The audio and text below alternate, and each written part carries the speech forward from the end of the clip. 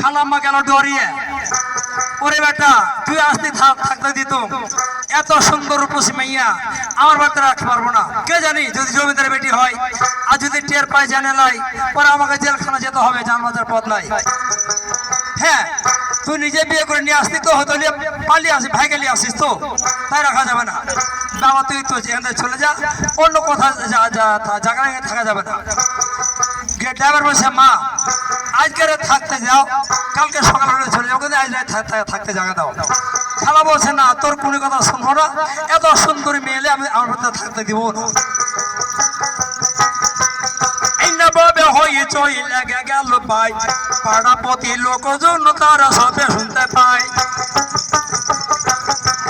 ওই হাল্লা শুনে লোকজন জমা হলো, খালার বাড়িতে লোক ভর্তি হইয়া গেল। ওখানে ছিল চকিদার, চকিদার বেটা গেল গো, শুনেন সবার লোকজন।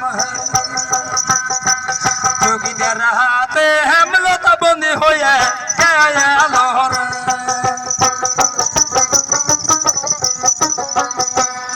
যখনই গ্রামের লোক অনেকগুলো জমে গেল, চকিদার আওয়াজ পাও, চকিদারও দৌড়িয়ে এলো।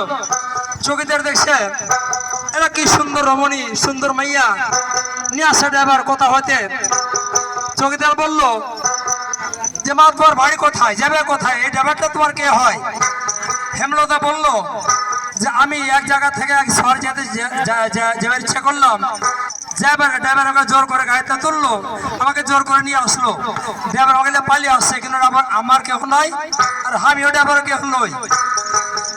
হেমলতার কথা শুনে ড্রাইভার চিন্তা করলো ব্যাপার কি রে। ওখানে বললো যে আমি তোমাকে বিয়ে করবো, আর এখন বলছে পালিয়ে আসলো, তখন ধরা পড়ে গেলাম। এর লাগে বেটি ছেলে কথায় পড়তে নাই, আর বেটি ছেলে কথায় পড়ে মরতে নাই। আমি ধরা পড়ে গেলাম, চৌকিদার ধরবে, জেলে ভরবে।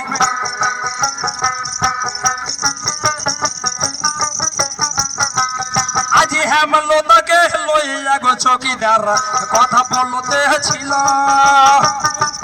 সুযোগ পাইয়া গাড়ি লিয়া ভাই ডাবর পালিয়ে গেল। হেমলতাকে লইয়া চৌকিদার কথা বলতে ছিল,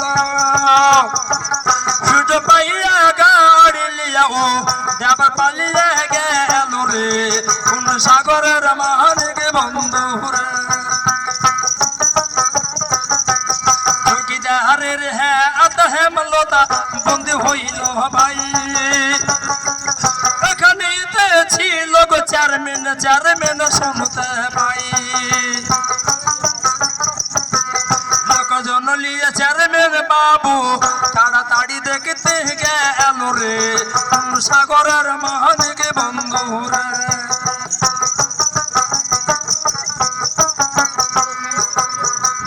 যখন এই চেয়ারম্যান